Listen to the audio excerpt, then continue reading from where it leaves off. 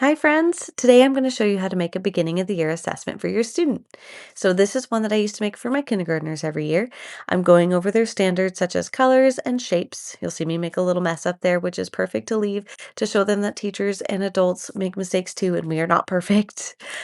Here I'm going to go over all uppercase letters and lowercase letters. Make sure that they are in a randomized order, just in case you have a student with photographic memory or a student who can remember some things. That way you can get the real data of what they know and don't know.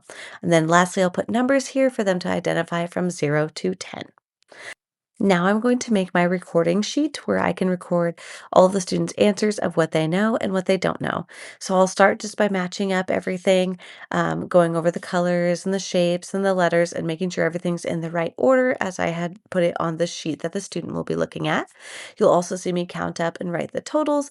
That way at the end, I can kind of count up everything that the student knew and see how many they know out of the standards or the goal of what we want them to know at the end of it. You will also see me start to add in some extra things on the bottom here.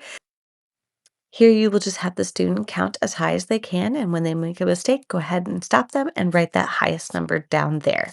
And then lastly, I like to have the child write their name just so you can see the difference throughout the year. If they don't have the confidence to do so or don't know how, you can write their name and have them trace it to build confidence. Then I'm going to show the student how to put their finger on which one they're looking at so that they can track where they are and I can see what they're looking at in case they need help. Also, if you have a student who gets overwhelmed or starts looking ahead, put a piece of paper over it and slide it down so that they can only focus on what you are showing them at the moment.